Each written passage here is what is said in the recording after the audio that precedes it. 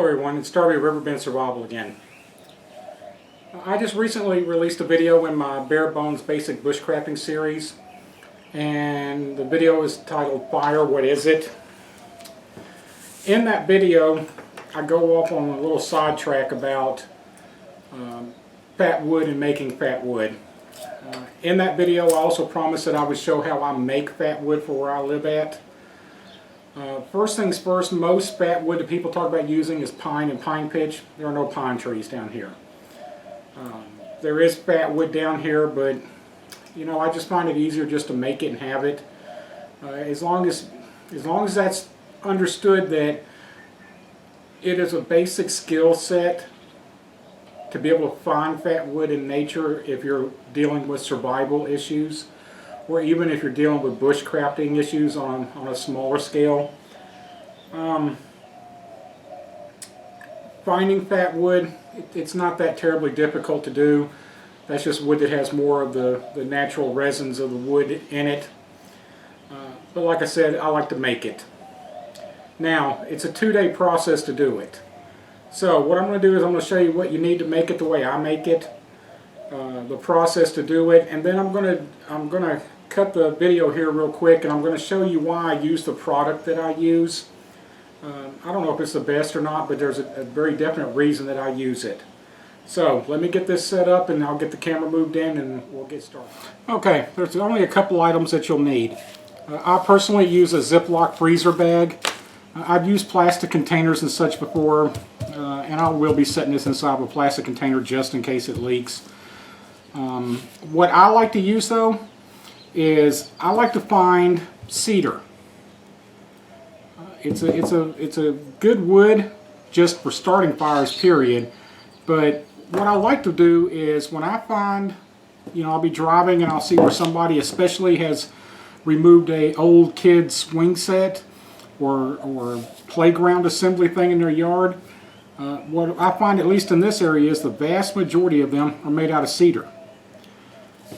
I'll stop and grab a couple of boards of it, I'll bring it home, and I just run them through my chop saw, and I cut them up in little blocks this long. I have it's actually behind the camera right now, I have a milk crate full of these blocks. And if it starts to get low, I'll get more. But what it does for me is it gives me a number of things. First of all, it gives me free wood for this project. It gives me wood that is already old. It's already aged. It's already been dried. And when I leave it sitting in that milk crate, I mean, it'll take me years to go through just that milk crate. I don't go through a lot of this stuff. Most people that use fat wood don't.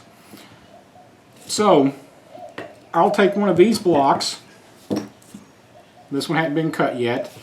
And then I just grab a knife or a hatchet and I split it up, and this is out of one of those blocks. This is what I'll be using to make the fat wood for today. Now, let me grab one of these and see if it'll show up on the camera. We have stores down here called Big Lots. I don't know if they're nationwide or what. I go there and I buy this citronella torch fuel. It's $3.50 for this size container, and this size container will make a bazillion pieces of fat wood. The reason I use this particular brand from this store, I'll show you here in a few minutes. It has a characteristic that I like, and I'll explain that. But let's get to the project itself. So, all I do is I take my Ziploc bag. I've chopped up the wood, which you can, I don't know if it shows up on camera or not, but this is dry. This is just, I can break it apart. There's almost no moisture left in this wood at all.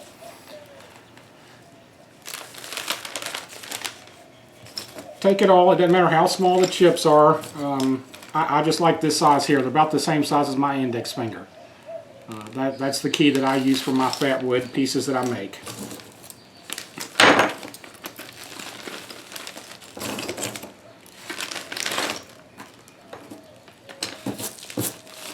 I drop them all down in a bag and I get them to lay flat. It turns out to be kind of a little bit of an important detail here in a minute, but I get them all to lay flat. I don't want pieces sticking straight up. Then I get my container of citronella torch oil.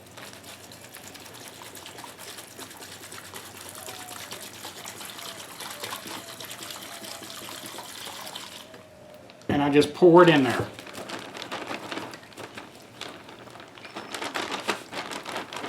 Just want to make sure that you get the bag settled in such a way that all the pieces of wood are sitting in there. Then I get an air pocket in it, and I ziplock it closed.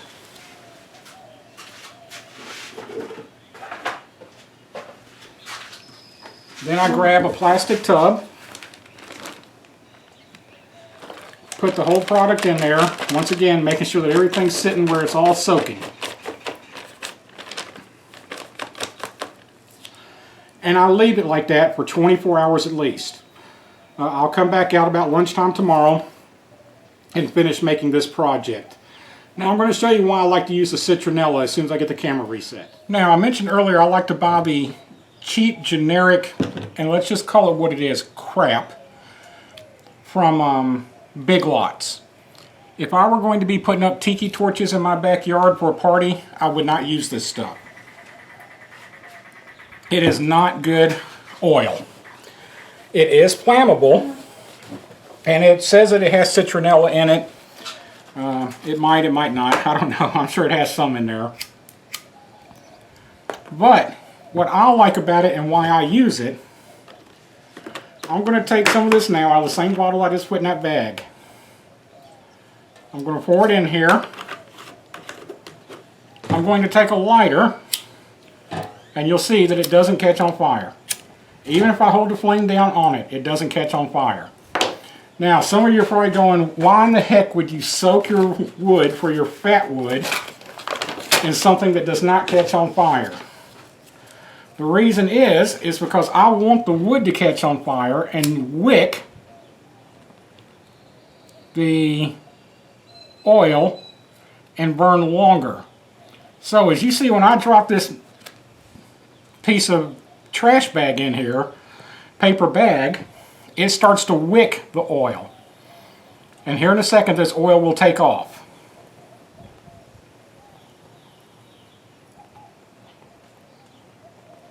You notice a little tiny piece of paper bag that is probably about the size of my thumb, the end of my thumb, is still burning.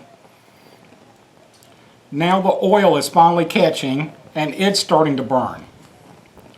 The problem with, and this is going to sound really silly when I say it until you think about it, if you buy the good name brand, I'll get this away so it doesn't burn my camera. If you buy the good name brand high combustion lamp oil, you're going to have problems getting it to light. Also, well, when I say getting it to light, it's going to light quickly. The problem is, it is a super high-based alcohol content in it. That's why it lights so quickly. This has a much lower base alcohol content in it.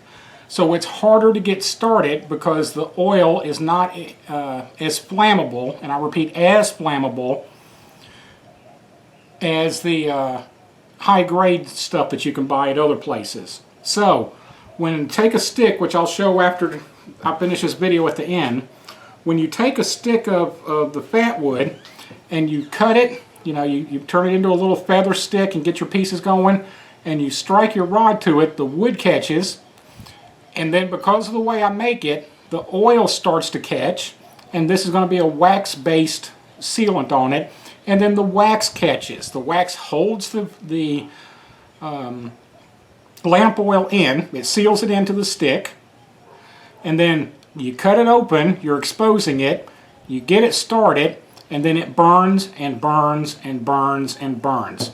We'll do an actual burn test on this video here towards the end, and I'll show you what I'm talking about. But until 24 hours goes by of this stuff soaking, there's nothing else I can do right now. I'll see you tomorrow. It's been about 26 hours. Yeah, not about. It's been 26 hours since I put the cedar blocks into the oil over here. They've been sitting out in the garage overnight, soaking. I now have my wax pot melting. While that's melting, let's do a safety thing here. Do not do this over an open flame, obvious reasons. You're dealing with wax, you're dealing with lamp oil, you're dealing with wood. There's a lot of flammable stuff here. Just be super careful if you decide to do this. The first thing that I need to do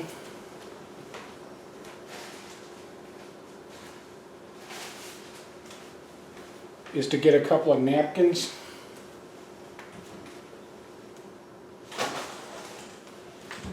and a paper plate. Make sure you're in camera here. Yeah, you're okay. Zoom it in just a little bit.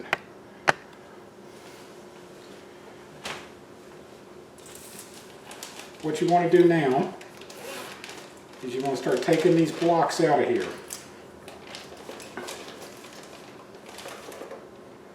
Shake them a little bit, get some of the oil to drip off, and then just drop it on a paper towel or a napkin.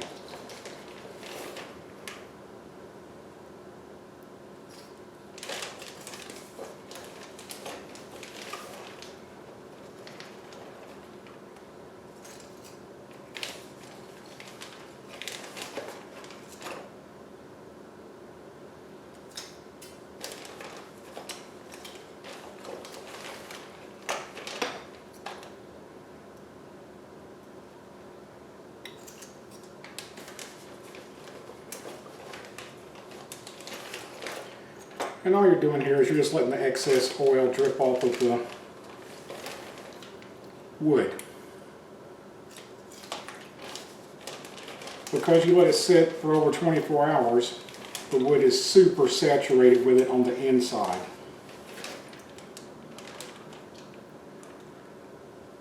Now, once I have all those out, I zip this bag up, and because I'm doing this for a video, it wouldn't normally be in here. I set that way away from my work area. See if I can get you adjusted a little bit better here.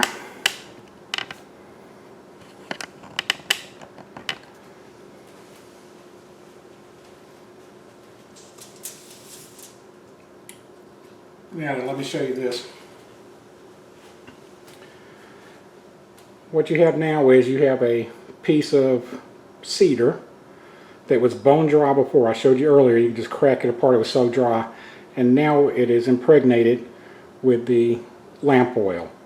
As soon as the wax is melted, I'll be back with you and show you the next step. Okay, this will all be completely melted here in just a second. There's just a little bit of unmelted stuff down there. So what I'm going to do now is turn off the heat. And if your house is anything like mine, you better cover the cooktop and the granite countertops with aluminum foil, or you'll be in deep trouble here in just a little bit. So, all we want to do now is take a couple of sticks at a time. Drop them in there. Take plastic forks is what I use. Push it down. Scoop it out. Let it drip for a second. Put it on the aluminum foil.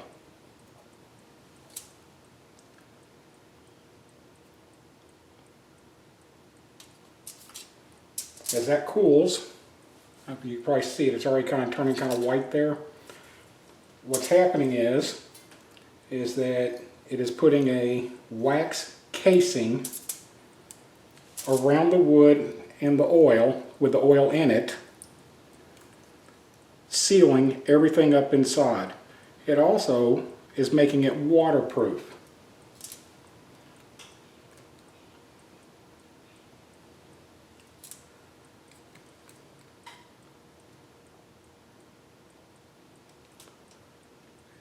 And you just keep doing this until you've done the whole batch.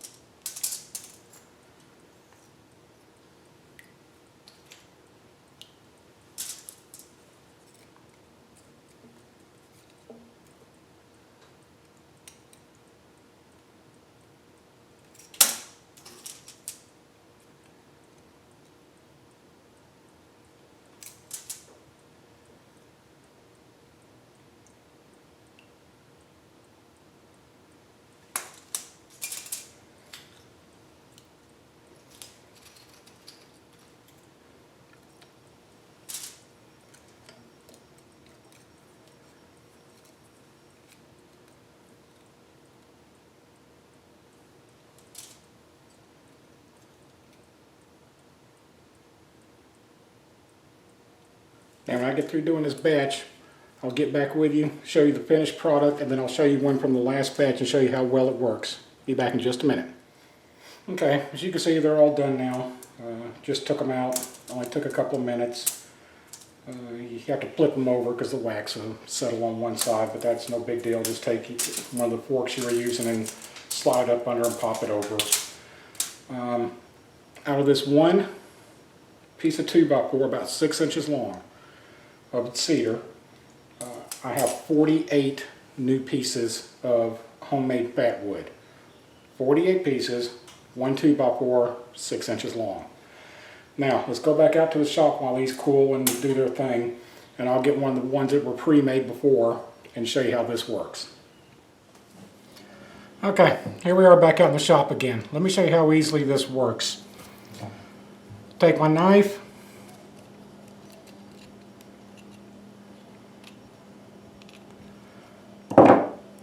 put a couple little curls in it for the point of this demonstration because I have a ceiling fan above me right now. As you can tell by the flame blowing around. Let it go.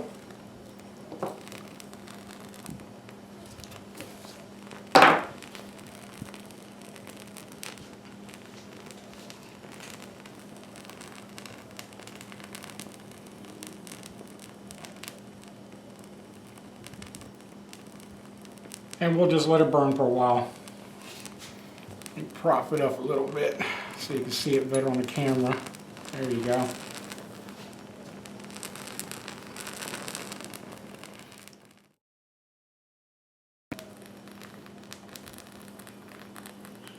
Anyway, those are what I use. I don't know if any of you want to use it or even try it. I like them, especially if there's a lot of wet wood around. It gives a much longer burn time than the cotton wafers that I make. Other than that, give it a try. I think you'll be pleasantly pleased with it. Maybe not. There's no way of knowing until you try. Until next time, thanks for watching. Get out in the dirt and have some fun. Thanks.